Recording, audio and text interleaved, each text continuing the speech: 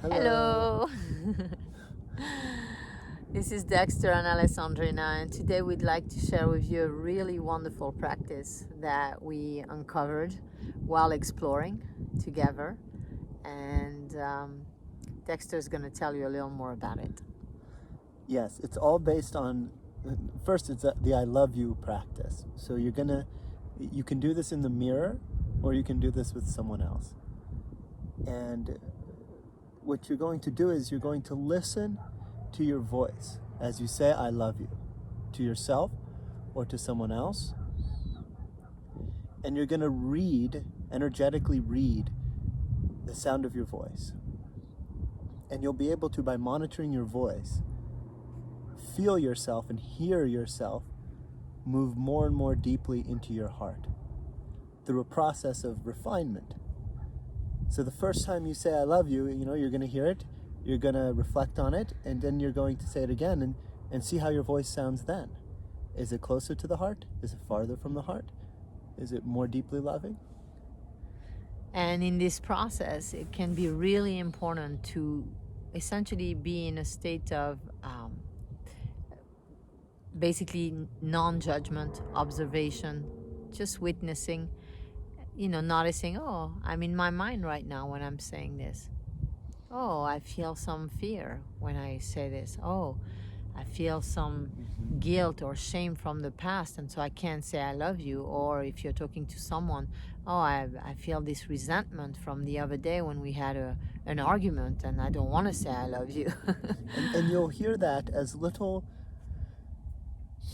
bumps in your voice, little sounds, different sounds in your voice. You might think, yeah, I'm ready to say I love you, and then you might find that when you hear it, it doesn't come out as true, so to speak, in the sound and in the voice as you might want. And so then that's your chance to step into it and to really start to feel it, and then while you say it, to see if you can hear that truer sound. Yeah, and in addition to hearing, really feeling how you feel as you say it and where you are in your body, in your energy system. Yeah, in your energy centers, you might find yourself first in the third chakra, which is very mental, or second chakra, which is super emotional, or even in your root, if you're like actually very triggered in that moment as you say it, and you remember all the pain that you feel in relation to yourself or another. Yeah. So feeling it, allowing yourself to feel where you feel it, and without judgment to uncover how much closer on the spectrum of loving another or loving yourself you become. Yeah, and there's no right answer. Like, I know we use the word true and things like that. That being said, whatever it sounds like for you, whatever sound feels true for you, whatever sound feels optimal for you at this time, whatever sound feels most loving for you at this time, and is fine. There's no right or wrong, and there's no good or bad here. No one's going to be doing it better than another, unless you're doing it with an enlightened being who has practiced mantra for years and and has a very clear heart chakra, and they have the capacity to move into their heart chakra and be there and speak from there. Then you can. That's also really beneficial. A beneficial thing to develop. Yeah, and another thing, you might be surprised as you explore that maybe the I love you is not the I love you would have thought. It would sound like it might be actually more serious than you would have thought. Right, like this. Exactly. I just made a video about that. The sound of... I hear you. I heard you. Okay. You can look at one of our other videos. This thing that I'm wearing around my neck is something Alessandrina got to me, and it's the frequency of love, of the heart, 528 hertz. Mm-hmm. And so it makes a sound that's actually a little more serious, but I won't play it in this video because I don't want to distract. You can find that video. It's one of our recent uploads. So shall we? We shall. So here's the practice. So you take your fingers, and you can do this in the mirror or you can do it with someone. And we just have our index fingers touching like this. Move your hand back a little so they can see. Just change it. There you go. You see, it's just, we're touching here and we're touching here. So both of our index fingers are touching, and we're staring into each other's eyes. And one begins.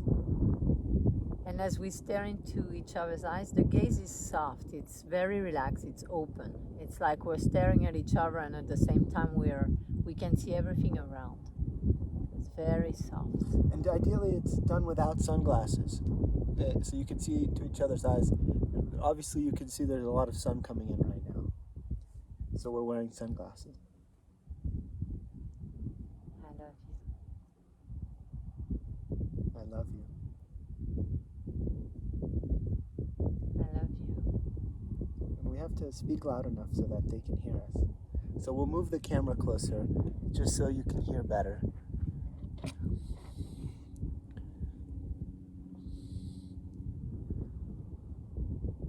And if you want to take a breath and relax and center yourself in your heart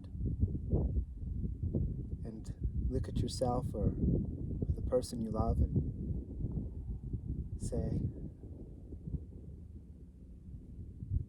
I love you.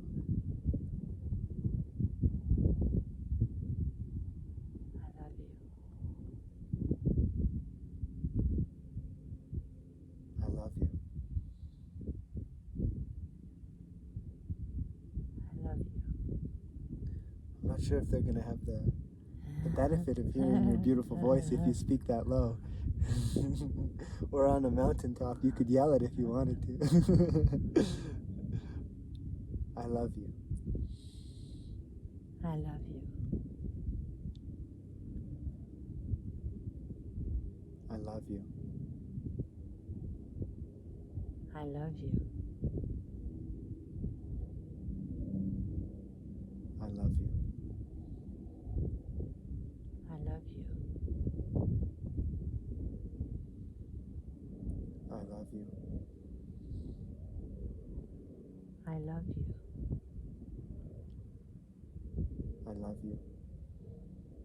So as you continue to repeat it to yourself or to another or to go back and forth, let anything that comes up as you're staring into your own eyes or someone else's eyes, as you're saying, I love you, let those things simply come up and state to your intention of repeating and feeling this love for yourself or for the person that you're doing this practice with. I love you. I love you. I love you. I love you.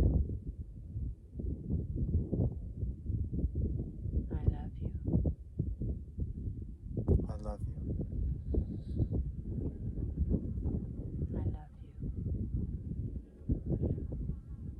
I love you. I love you. I love you. I love you.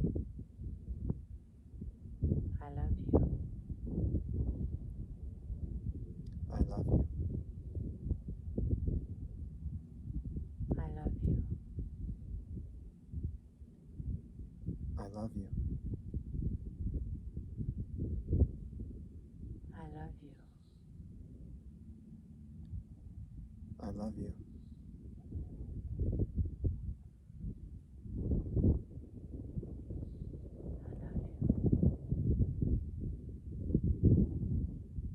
I love you.